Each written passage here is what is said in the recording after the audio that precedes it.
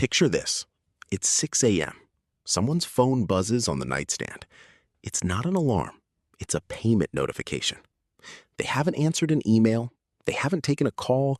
They haven't even opened their eyes yet. And somewhere across town, a machine they own just did its job without them. That's not a fantasy. That's just what a boring business looks like from the outside.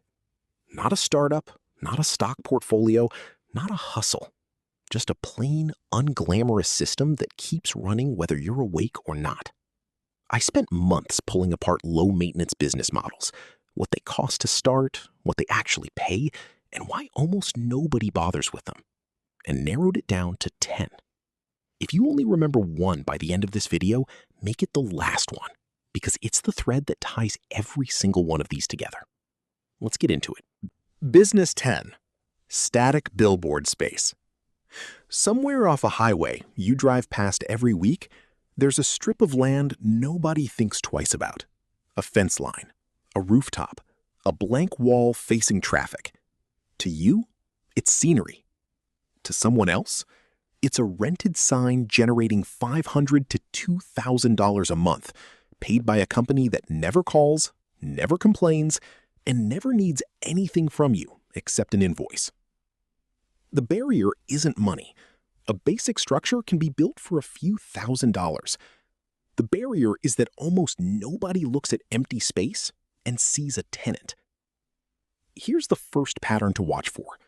The businesses on this list don't sell anything you can hold.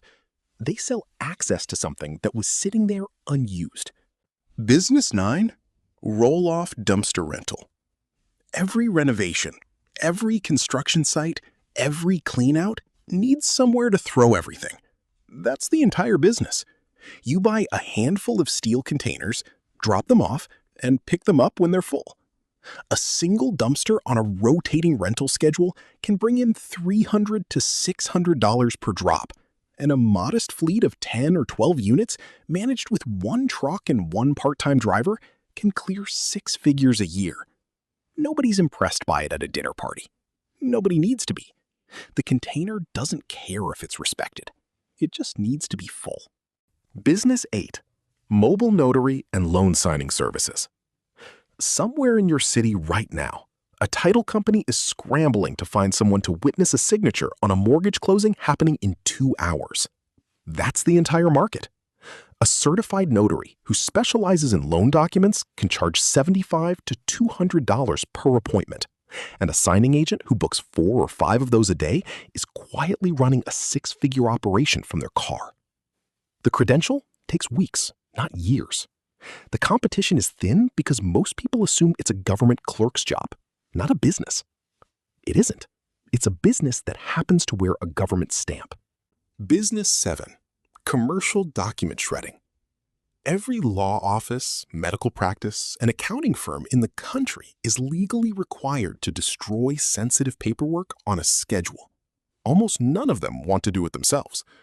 That's the opening. An operator with a shredding truck and a route of 40 or 50 small offices can turn recurring, contract-based pickups to $8,000 to $15,000 a month without ever meeting the same client twice in a stressful moment. It's not a business people brag about starting. It's a business that quietly renews itself every January because compliance doesn't go out of style. Business 6, uniform and mat rental for local businesses. Restaurants need clean aprons. Auto shops need clean mats. Clinics need clean scrubs. None of them want to own a commercial laundry setup, so they rent it instead, on autopilot week after week. An operator running a modest route of 40 accounts can generate steady 5-figure monthly revenue on contracts that renew themselves because switching providers is more annoying than just paying the invoice.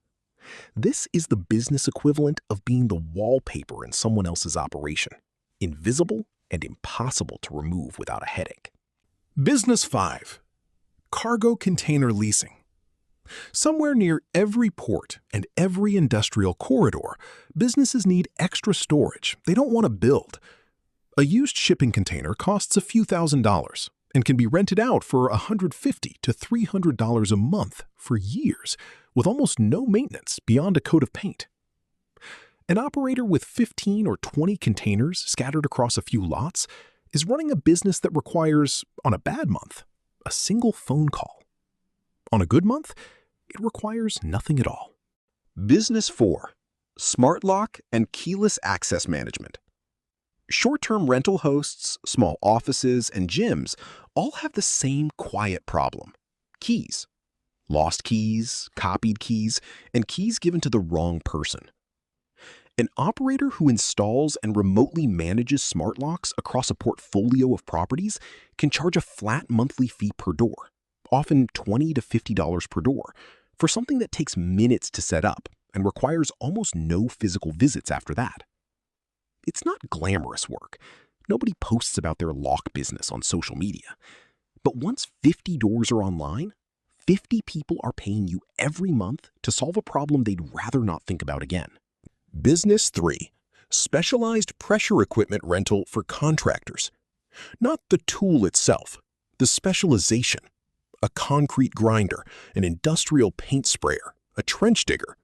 Small contractors need this equipment for a week, maybe 2, and don't want to own something that sits idle the other 50 weeks of the year.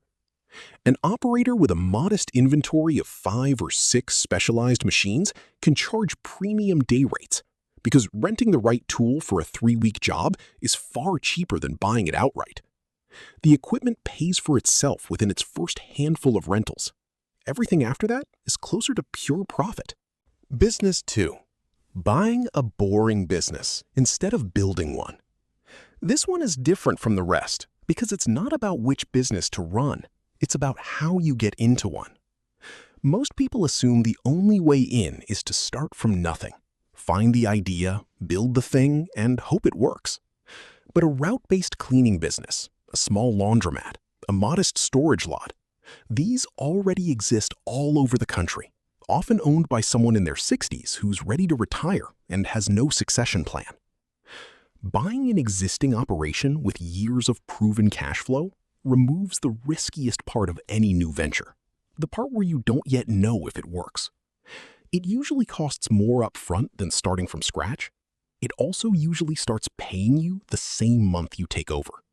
Business 1. The one principle behind all of them. It has to pay you again. Here's the pattern running underneath every business on this list, and it's the only one worth remembering if you forget everything else. If you wash one car, you get paid once.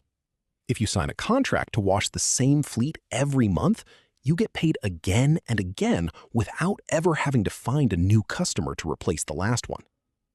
Every business on this list, the dumpster, the container, the lock, the mat, shares that same invisible structure. The client pays, walks away, and comes back to pay again next month without needing to be convinced all over again. That's the actual filter. Not, is this exciting? Not, has anyone done this before? Just one question. Does it pay you once, or does it pay you every month?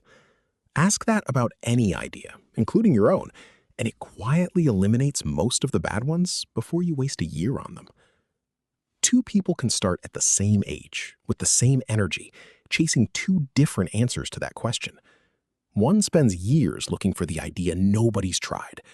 The other buys the boring thing that's already working and adds a second boring thing next to it 4 years later. Neither of them is smarter. One of them just stopped waiting for the exciting version to show up.